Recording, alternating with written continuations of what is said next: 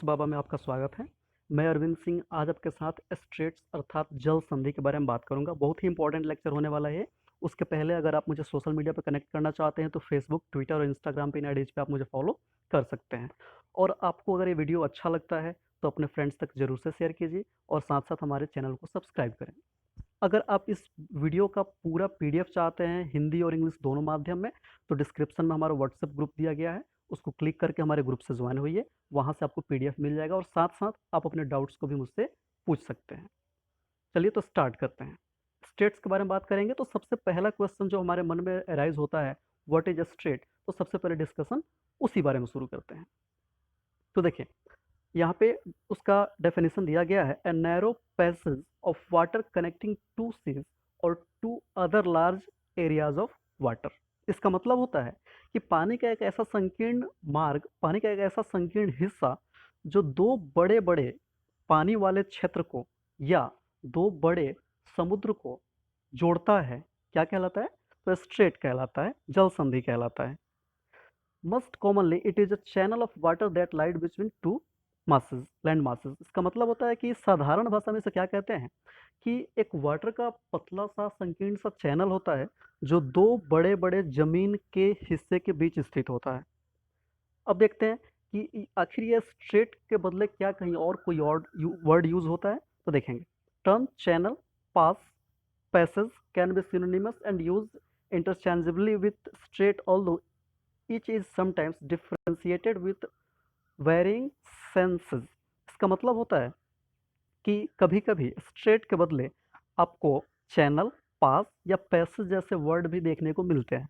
Generally उनका meaning समान ही होता है, एक ही सेंस में यूज होते हैं, लेकिन ध्यान रखना है कि कभी कभी खास कंडीशन में, कभी कभी खास सिचुएशंस में इनका जो मीनिंग होता है, इनका जो सेंस होता है वो बदल सकता है। फिगर्स में आपको स्ट्रेट मतलब जल संधि समझाने का प्रयास करता हूँ। देखिए यहाँ पे ये जो पूरा पूरा एरिया दिख रहा है, ये वाला दिख रहा होगा आपको, ये क्या है? जमीन है, लैंड है। फिर ये जो है ऊपर का हिस्सा, ये पूरा पूरा लैंड है, जमीन है। ये बड़ा सा वाटर बॉडी है, ये भी बड़ा सा एक वाटर बॉडी है। तो इस दोनों को जो ये पतली सी जो चैनल है जो कनेक्ट कर रही है ना, पतली सी, क्लियर है? इसी को बोलते हैं स्ट्रेट, इसी को बोलते हैं जल संधि। क्लियर है? अगर आपको डाउट होती है तो हमें कमेंट में जरूर बताइएगा। अगर इंपॉर्टेंट स्टेट्स की बात करें, कुछ महत्वपूर्ण जल संधि की हम लोग बात करें, तो सबसे पहला नाम आता है स्ट्रेट ऑफ मलक्का। क्या नाम है इसका? Straight of Malacca. हिंदी होता है मलक्का जल संधि, या इसको जल डमरू मध्य भी लिखता है। तो देखेंगे ये बेसिकली है कहाँ पे। तो ये है अपना प्यारा भारत। अगर इधर देखते हैं आप कुछ, तो ये आपको एक कंट्री दिखता है यहाँ पे छोटा सा, मलेशिया। और ये जो है, ये है इंडोनेशिया का पार्ट।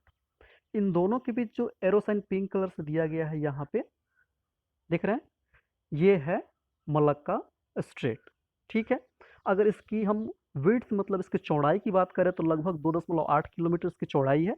और इसकी गहराई की बात करें तो एवरेज डेप्थ जो होता है 25 मीटर होता है। ध्यान रखिएगा, ये थोड़ा बहुत वेरी करता है, इसलिए लिखा गया है औसत गहराई कितनी है, तो 25 मीटर है। अब आपको बेसिकली याद क्या रखना है, जो बराबर क्वेश्चन आता है और हम भूल जाते हैं, तो आपको याद ये रखना होता है कि कौन से देश के बीच है और कौन से सागर या महासागर या समुद्र को जोड़ते हैं। तो ध्यान रखिएगा, यहाँ पे जो स्टेट ऑफ मलक्का दिख रहा है उसके एक तरफ ये इंडियन ओशन का पार्ट है और ये जो है पैसिफिक ओशन का पार्ट है। तो अगर समुद्र के बारे में बात करें, ओशंस के बारे में बात करें, तो Indian ocean and Pacific ocean answer होगा आपका। लेकिन अगर सीज की बात करता है तो ये जो आपको एरिया दिख रहा है, इसको बोलते हैं अंडमान सी। कौन सा सी है? ये है अंडमान सी। और ये जो आपको एरिया दिख रहा है, ये है साउथ चाइना सी। इसका मतलब है कि स्टेट ऑफ मलक्का किसके बीच है, तो अंडमान सी और साउथ चाइना सी के बीच में है। और अगर कंट्रीज की बात करें, ये किन कंट्रीज के बीच में है, तो ऊपर है मलेशिया और नीचे इंडोनेशिया, मतलब कि ये मलेशिया और इंडोनेशिया इन दो कंट्रीज के बीच में स्थित है। नेक्स्ट देखते हैं, अगला है पाक स्ट्रेट। ध्यान रखिएगा, स्पेलिंग है PALK, लेकिन इसको पढ़ते हैं पाक, जिसको आप लोग हिंदी में जानते हैं पाक जल संधि या पाक जल डमरू मध्य। ये है कहाँ पे? तो ये है अपना प्यारा भारत, ये है श्रीलंका और ये है तमिलनाडु का हिस्सा।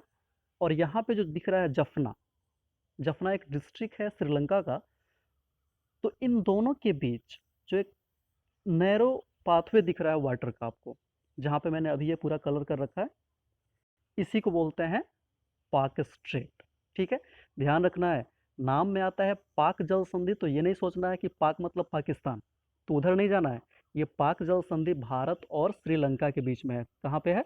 तो भारत और श्रीलंका के बीच में है। ध्यान रखिएगा कि अब सवाल उठता है कि पाकिस्तान कहीं और है, फिर इसको पाक जल संधि क्यों कहे? तो सबसे पहले ये चीज़ क्लियर कर लेना जरूरी है कि पाक जल संधि का नाम पाकिस्तान के नाम पे नहीं पड़ा है, जबकि पाक जल संधि का जो नाम है वो रॉबर्ट पाक के नाम पे पड़ा है। यहाँ पे गलती से पलक हो गया है, यहाँ पे होगा पाक। इसका जो नाम है वो रॉबर्ट पाक के नाम पे पड़ा है, जो उस समय 18th सेंचुरी में मद्रास के गवर्नर हुआ करते थे। किन दो सीज को जोड़ता है? तो ये बे ऑफ बंगाल और पाक बे को जोड़ता है। पाक की खाड़ी और बंगाल की खाड़ी को कनेक्ट करता है। इसकी जो गहराई है वो औसतन 100 मीटर है, और इसको जो चौड़ाई है वो 53 टू 82 किलोमीटर्स के बीच वेरी करते रहता है। मतलब कहीं कहीं 53 किलोमीटर भी इसकी चौड़ाई है, और कहीं कहीं ये बढ़ के 82 मीटर भी हो जाता है। तो इसका लोकेशन आप जरूर से याद रखिएगा, बहुत ही इंपॉर्टेंट होता है। अगला है बेरिंग स्ट्रेट, हिंदी होता है बेरिंग जल संधि। इसका एक बार हम लोकेशन देखते हैं तो आपको पता है, ये जो हिस्सा दिख रहा है ये है अलास्का, बिल्कुल कनाडा के बगल में। ये पूरा पूरा रीजन है अलास्का, और ये है रसिया मतलब रूस का रीजन है। इन दोनों के बीच ये जो छोटा सा स्ट्रेट आपको दिख रहा है, जहाँ पे मैं अभी कलर कर रहा हूँ रेड से, इसी को बोलते हैं बेरिंग स्ट्रेट।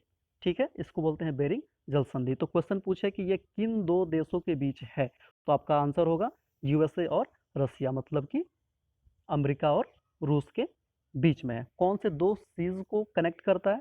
तो आपका आंसर होगा बेरिंग सी एंड चुक्की सी।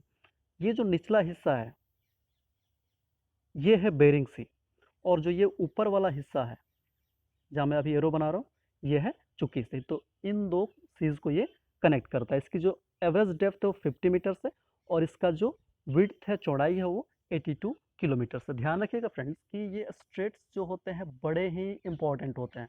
जियोपॉलिटिकली देखें, स्ट्रेटेजिकली देखें, या किसी भी तरीके से इकोनॉमिकली देखें, ये बड़े इंपॉर्टेंट होते हैं, क्योंकि आप किसी भी समुद्र को या सीज को पार करके कहीं और ट्रेड के लिए जाना चाहते हैं तो आपको इन पतले नैरो एरिया से गुजरना पड़ता है, और कभी कभी यहाँ पे चोक करने की भी डर हमेशा रहता है। तो इसका बड़ा ही इंपॉर्टेंट रोल होता है पूरे पूरे वर्ल्ड में या जियो पॉलिटिकल में। अगला देखते हैं डेविस स्ट्रेट, डेविस जल संधि, ये कहाँ पे है? तो आपको ये जो एरिया दिख रहा है ये है ग्रीनलैंड का। जब मैं आइलैंड्स के बारे में बात कर रहा था पिछले लेक्चर में, तो वहाँ मैंने सारे आइलैंड्स के बारे में बताया है। तो आपको बताना है इस लेक्चर के देखने के बाद कि दुनिया का सबसे बड़ा आइलैंड कौन सा है। कमेंट में मुझे जरूर से बताइएगा। तो ये ग्रीनलैंड है। अगर आपने पिछला वीडियो नहीं देखा है तो डिस्क्रिप्शन में आपको मैप के सारे वीडियोस के लिंक मिल जाएंगे, उसे एक बार जरूर से देख लीजिएगा, क्योंकि मैप के जितने सीरीज के लेक्चर्स आएंगे ना वो एक दूसरे से हमेशा कनेक्टेड होंगे। और ये है कनाडा। ठीक है, ये है ग्रीनलैंड और ये है कनाडा। और ये जो छोटे छोटे पार्ट दिख रहे हैं ना ये कनाडा के ही पार्ट होते हैं, सारे के सारे कनाडा के ही पार्ट है। कनाडा एक देश है, और इन दोनों के बीच, ग्रीनलैंड और कनाडा के बीच जो ये रीजन है जहाँ पे एक रेक्टेंगल बनाया गया है, ये जो कहलाता है वो होता है डेविस स्ट्रेट, डेविस जल संधि। इसकी अगर गहराई की बात करें तो औसत गहराई 700 मीटर्स है, और विड्थ मतलब चौड़ाई की बात करें तो 200 टू 400 माइल्स के बीच है। ध्यान रखिए कि माइल्स में है, मीटर या किलोमीटर में नहीं है। इसका मतलब है कि इसकी जो औसतन चौड़ाई है इसकी, ये बाकी के कंपैरिजन में थोड़ा सा ज़्यादा है। अब आपका इम्पोर्टेंट क्वेश्चन कि ये किन दो सीज को कनेक्ट करता है? तो ऊपर का जो हिस्सा है ये है बेफिन बे, और जो निचला हिस्सा है ये वाला ये है लेब्राडोर सी।